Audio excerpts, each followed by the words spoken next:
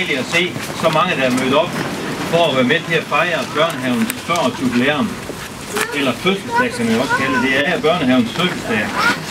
Jeg har glædet mig rigtig meget til at komme her der, fordi jeg ved, at der sker altid nogle spændende ting her i Døbfer Børnehave.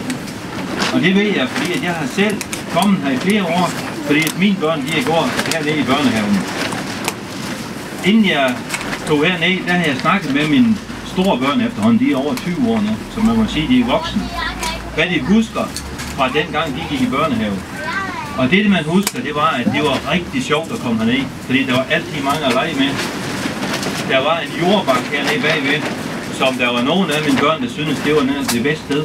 Og så de her go-karts, man kører på fliseren. Og så fortalte Marie, min store pige, at der blev lavet rigtig mange spændende ting, som man kunne tage med hjem. Det var nogle af de ting, de kunne huske som nogle gode ting. Der er altid gang i noget hernede, både udendørs og indendørs. Jeg ved, at der går omkring 60 børn her i dag i børnehaven.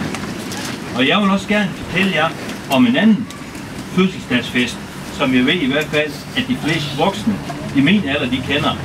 Og det er nemlig fra sangen om Bamses fødselsdag. Jeg ved ikke, om I kender den? Nej, det gør vi voksne jo. Og det handlede om en gammel bamsebjørn, der holdt fødselsdag for alle sine venner. Nøjagtigt ligesom vi er samlet her i dag. Alle skovens fugle, de var med. Både den lille fuglekonge og den her svært ved at sidde stille.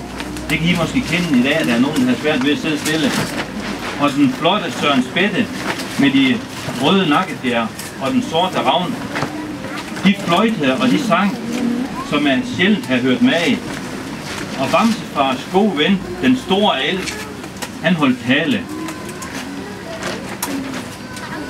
Men talen, den var så trist og sørgelig, at selv reven fik tårer i øjnene, så han måtte tørre de tårer væk med hans hale.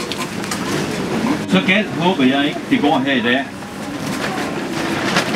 Nu når man har fødselsdag, så får man som regel også gaver. Det fik Bamsefar også.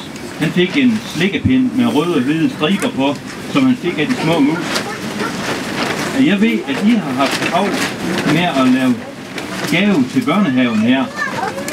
Og jeg ved også, at den gave, den hænger herude på væggen ved siden af. Og den skal vises frem nu her lige om lidt. Og jeg tror, at alle de er spændt på, at den gave, den bliver afsløret. Og jeg ved, at I har fået hjælp fra Jytte Brinkmann til at lave den her. Inden vi går ud og afslører gaven, så vil jeg gerne sige tak til forældrerådet for det kæmpe stykke arbejde, som I har været med til. Der har altid været tradition for, at forældrene bakker op omkring Døbfer Børnehave, og det kan jeg se, at man gør stadigvæk. Uden den hjælp, så var børnehaven aldrig blevet den samme. Og jeg vil også gerne sige tak til personalet hernede.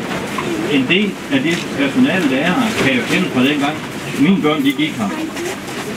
Og det er fordi, at mine børn de er så unge jo. Nu tror jeg, at vi skal rykke ud på det, i hvert fald det jeg har hørt, og afsløre gaven. Så det gør vi lige alle sammen.